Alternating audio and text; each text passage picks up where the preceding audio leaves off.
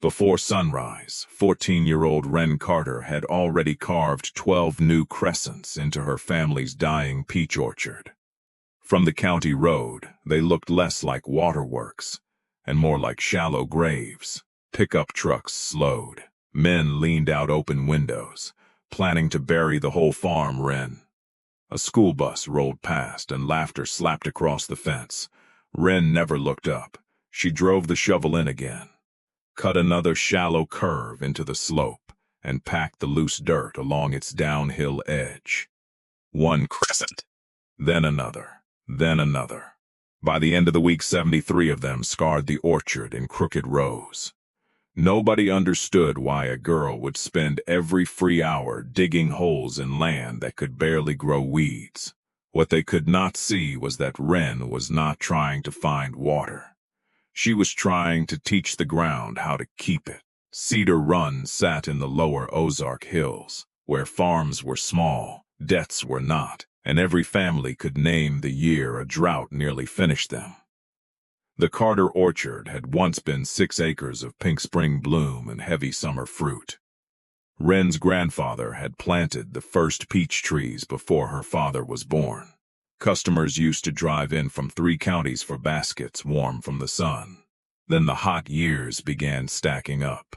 The creek narrowed to a thread. The pond dropped below the old fence posts. By July, the orchard grass snapped underfoot, and the peach leaves curled inward as if the trees were trying to protect themselves. Wren's father, Caleb, drilled a second well and found mostly stone. He bought water by the tanker for 1 month, then stopped when the bill arrived. Her mother took evening shifts at a nursing home. The farm account went red. The bank started calling before breakfast. In Cedar Run, drought was treated like weather and judgment at the same time. People blamed the sky, the soil, Washington, seed companies, old equipment, new equipment, and sometimes themselves. What they did not trust was experimentation, especially not from a skinny girl in patched overalls who collected beetle shells in matchboxes and kept rainfall notes on the backs of feed receipts. Wren had always watched the farm differently. She noticed where frost lingered, where ants built higher mounds, where lamb's quarter stayed green 2 weeks longer than the pasture around it. And she remembered the way her grandmother June would cup both hands beneath the kitchen faucet when the pump pressure failed. "Water is a guest," June used to say. "If the land gives it nowhere to sit, it leaves." That sentence stayed with Wren. So did something else. At the upper edge of the orchard, beneath a collapsing stone fence, one old peach tree still put out healthy leaves. The tree received no extra water. It stood on the same slope, under the same sun, in the same exhausted soil. But uphill from its trunk was a shallow hollow packed with leaves, twigs, and stones. After every shower, the hollow caught runoff for a few minutes before it disappeared. The surface dried. The tree did not. Wren began digging her crescents the next morning. At first, she had no plan beyond imitation. She made the basins too deep in some places and too narrow in others. She put several straight downhill, where the water could rush through them like a chute. She lined one with feed sacks, another with broken roof shingles, and 3 with clay hauled in a rusted wheelbarrow. The town supplied the commentary. At school, someone taped a paper sign to her locker. "Wren's Water Park, a demotion, 1 dead peach." 2 boys came after dark and planted plastic flowers in 6 basins. A science teacher told her curiosity was admirable, then suggested she focus on projects that could actually be measured. Even Caleb began losing patience. Every hour Wren spent digging was an hour she was not sorting fruit crates, repairing fence, or helping her mother with the laundry. "Rain is the problem," he told her one night, "not the shape of the dirt." Wren wanted to explain the old tree, the leaf-filled hollow, the cool soil beneath it, but she had no proof, only a pattern, and patterns do not pay bills until they become results. By late May, the orchard looked worse. The first 30 basins had hardened into cracked bowls, mosquitoes bred in the few that held water. One downhill trench carried a small storm straight through the roots of 2 young trees and exposed them like bones. Neighbors stopped laughing long enough to offer advice. Fill them in, plant sorghum, sell the back acreage. Quit before the bank quits for you. Wren kept working. She dragged dead branches into the basins to break the force of runoff. She mulched the bottoms with spoiled hay. She set stones along the edges. She poured buckets of water into different soil mixtures and timed how long they took to disappear. But the crescents were still separate pieces. Some caught water. Some lost it. Some made the slope worse. Then, in the middle of June, the sky finally opened. The storm dropped nearly 2 inches in less than an hour. Wren ran into the orchard in a raincoat that snapped in the wind. Water was already spilling from the upper slope. Fast and red with clay, the first basin filled, then the second. Then the berm between them split. A brown surge tore downhill, cut through 3 more basins, ripped mulch from the young trees, and burst through the Carter fence. The runoff crossed the lane and spread over Mr. Bell's newly planted pumpkin patch. By morning, 40 rows of seed were under a skin of red mud. Nobody was laughing now. Mr. Bell stood at the fence with both hands on his hips. Caleb did not argue with him. He wrote a check the family could not afford, walked back to the barn, and started the tractor. Wren heard the engine before she understood. He lowered the blade into the first crescent and pushed it flat. Then the next. Wren ran in front of the tractor. Caleb stopped, but he did not climb down. His face looked older than it had the day before. "You flooded a neighbor," he said. "You cost us money. This is done." Wren's hands closed around the shovel handle. For months, she had been called foolish by people who had risked nothing. Now the one person whose trust mattered had evidence that they were right. Her idea had not saved water. It had weaponized it.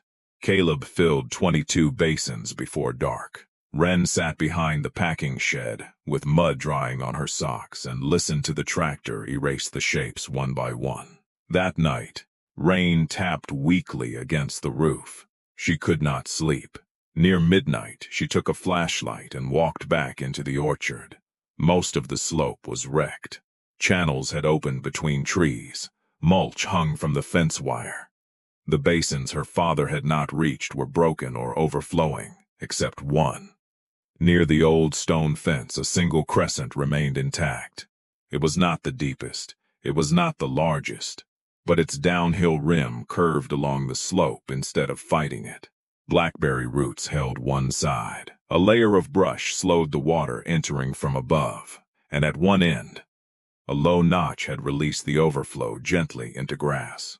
Wren knelt and pushed her fingers into the soil below the wet leaves. Cool, soft, alive with 3 pale earthworms, the storm had exposed her mistake. The basins were never supposed to trap water like buckets. They were supposed to pass it sideways, slowly, one open hand to the next. The next morning, Wren rode her bicycle 9 miles to the county library. She found an old conservation manual with diagrams of contour lines, infiltration basins, level spreaders, and stone checks. The language was technical, but the drawings were clear. Water accelerated when it ran downhill in a narrow path. It slowed when spread across the contour. Shallow basins could soak water into the root zone, but only if each one had a safe overflow. Wren copied 12 pages by hand. At home, she built an A-frame level from 2 fence slats, a piece of fishing line, and a steel washer. When the washer hung over the center mark, both feet stood at the same elevation. For the first time, she could see the slope the way water saw it, not as a field, as a set of choices. Caleb refused to let her rebuild near the property line. Mr. Bell wanted nothing to do with another experiment, so Wren moved to the upper 2 acres, where the oldest trees were already marked for removal. She made the new crescents only 6 inches deep. She widened them, She set each overflow lip 2 finger widths lower than the berm. She packed the downhill edges with clay, stones, and brush. Between basins, she laid narrow level paths so excess water would spread instead of cut. Her younger brother Eli helped carry rock after supper. Grandmother June sat beneath the porch fan, tying strips of bright cloth to stakes, so Wren could still see her contour marks at dusk. Caleb watched from the barn. He did not help. He also did not start the tractor. For 3 weeks, the sky gave them nothing. The basins became dusty half-moons under a white sun. Wren's classmates drove past on their way to the river and shouted, "Still waiting for your miracle," she was. But not for a miracle, for a test. The test arrived on a Thursday afternoon. Thunderheads climbed over the western ridge. The wind turned cool. A severe storm warning crackled from the kitchen radio. Caleb stepped onto the porch and looked at the unfinished upper row. One spillway had not been packed. 2 basins still needed stone. Without a word, he picked up a shovel. Wren stared at him. "Show me where," he said. They worked until the rain blurred the orchard. Wren packed the last spillway with her boots while Caleb wedged stone into the berm. Eli dragged a branch bundle into the upper basin. June stood on the porch, ringing an old dinner bell whenever lightning closed in too near. Then the runoff came. It reached the first crescent in a thin brown sheet. The basin filled to the notch. Water slipped sideways into the next, then the next, then the next. Across the slope, 71 shallow crescents brightened one after another, not like ponds, but like a chain of dark mirrors. No wall burst, no trench formed, no red surge crossed the lane. The storm moved over the ridge, and the orchard went still. By sunrise, most of the standing water had vanished. Mr. Bell came to the fence and frowned at the empty basins. "Didn't hold much," he said. Wren handed him a soil probe. At the surface, the ground looked nearly dry. 4 inches down, the metal came back dark and wet. 11 days later, the grass around the new basins was still green. The untreated rows had gone gray. Caleb dug beside one peach tree and found moisture below the roots where the soil had been powder the month before. He said nothing for a long time. Then he moved the stakes around the lower orchard and asked Wren to check his level line. That was the moment the project stopped being hers alone. The family reshaped the remaining rows through the fall. They added leaf litter from town cleanup piles, brush from fence clearing, and stones from the old collapsed wall. They planted clover and native grasses on the berms, not for decoration, but to hold soil in place. The next spring, the orchard did not become a paradise. Some trees still died. The creek stayed low. The bank still called. But the surviving peaches leafed out evenly. Blossoms held through a hot, dry week. Bees worked the clover between the rows.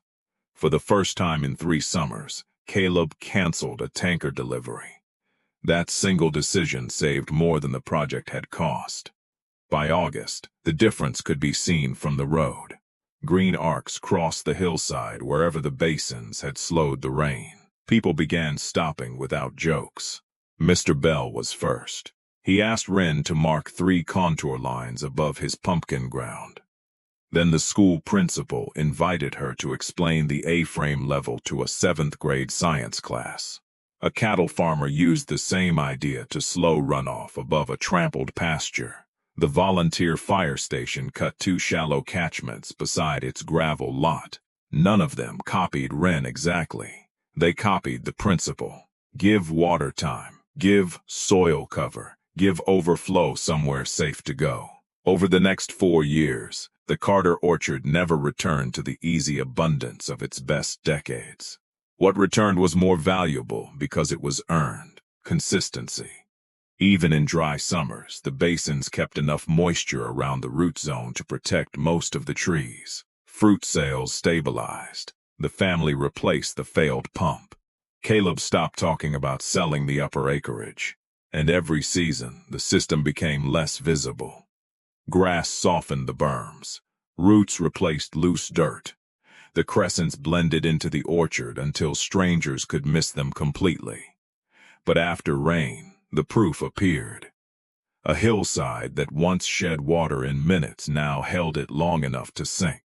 The old men at the co-op began calling the basins Wren lines, as if they had never called them graves. Wren never corrected them. She had learned something larger than how to move water across a slope.